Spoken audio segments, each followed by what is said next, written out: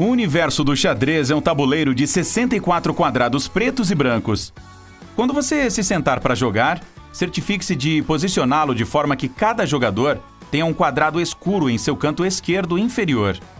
As colunas que vão para cima e para baixo têm letras de A a H, e as linhas horizontais têm números de 1 a 8.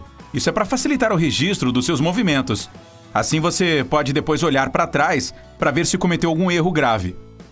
Portanto, são 32 peças no total, 16 de cada lado. Se estiver jogando com as brancas, você começa. O objetivo do jogo é forçar o rei do oponente a cair em uma armadilha da qual ele não pode escapar. Isso é chamado de checkmate. Sim, parece bastante simples, mas primeiro é preciso chegar até ele, e é isso que os súditos leais dele não querem que você faça. Eles estarão trabalhando para proteger o próprio rei e perseguir o seu, enquanto tentam capturar o máximo possível das suas peças. Capturar significa que a da outra pessoa toma uma das suas. Se isso acontecer, sua peça está fora do jogo. Acabou para ela. Tchau. Então, sente-se em frente a um amigo e prepare sua mente.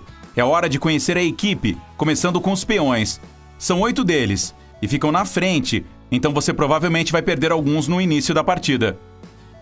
Não todos de uma vez, é claro, mas alguém precisa dar o pontapé inicial e desafiar o outro jogador a fazer alguns movimentos ousados. Mas não os descarte simplesmente.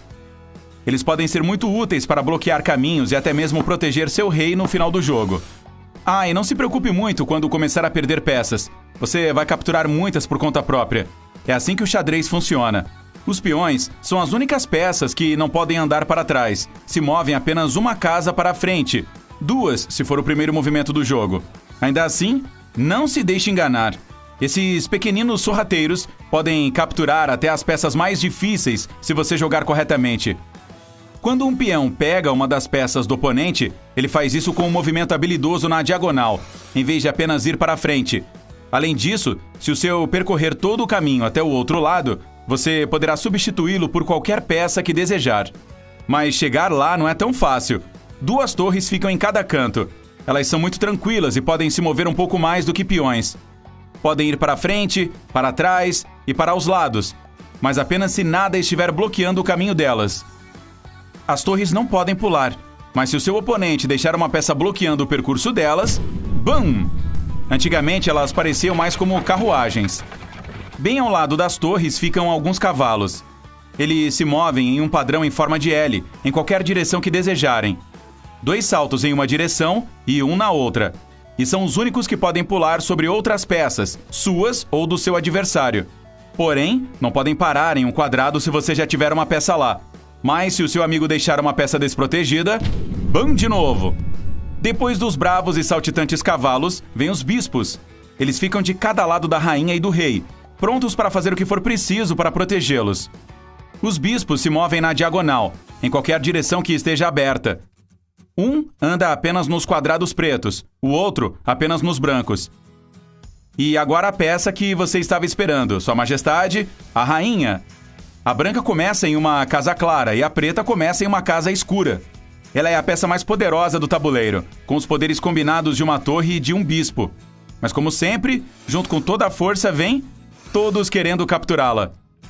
Ela está no topo da lista de mais desejadas do seu adversário. Se ele pegar sua rainha, será muito mais fácil ir atrás do poderoso rei. Aí então está tudo acabado. Os reis só podem se mover uma casa por vez, como um peão, mas em qualquer direção, mesmo na diagonal. Ele captura peças também, mas é muito mais complicado. Lembra daquela coisa do checkmate desde o começo? Quando uma das peças do seu amigo fica em uma posição onde poderia capturar o rei, isso é chamado de cheque. Então você tem apenas algumas opções. Use uma de suas peças para capturar aquela que está ameaçando o seu rei. Tire-o do caminho perigoso ou mova uma de suas peças para a frente dele para protegê-lo. Uma vez que Sua Majestade está em xeque e você não puder fazer nenhuma dessas opções, o jogo acaba. Aí é checkmate. Pode empurrar o seu rei para que ele caia, se quiser que seja extremamente dramático. Uma maneira de evitar problemas no início do jogo é fazer um movimento chamado rock.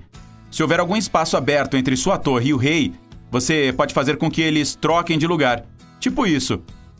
Você move seu rei 2 casas na direção da torre e ela passa por ele. É a única vez que se pode mover 2 peças de uma vez. O rock pode acontecer tanto para a esquerda quanto para a direita.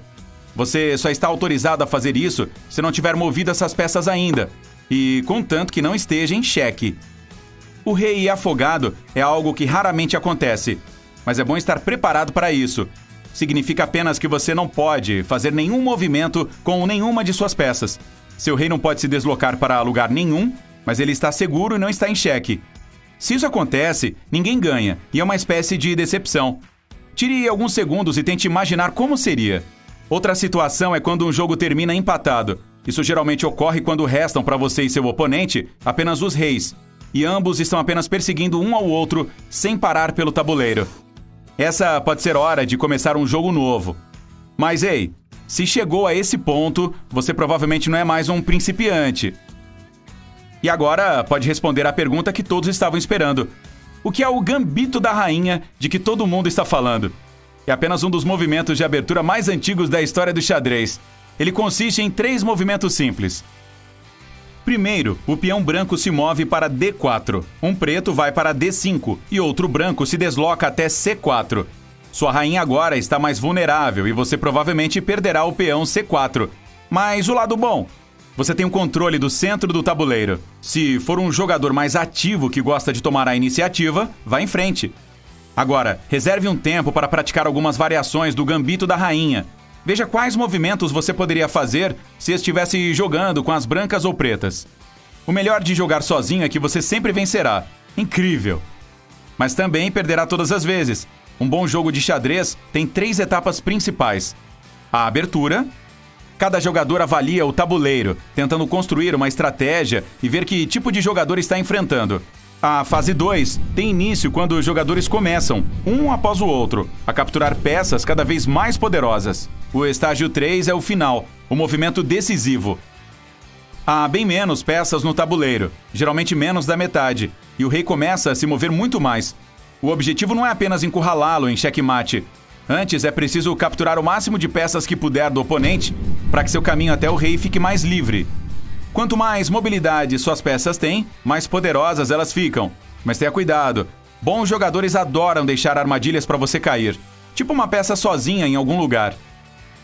Quando você a captura com sua rainha, o oponente apenas ri e pega a sua rainha. É por isso que o xadrez é tão popular e difícil.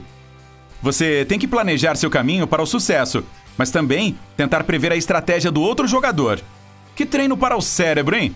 Então, pronto para convidar um amigo para um jogo e mostrar a ele o que aprendeu? Legal!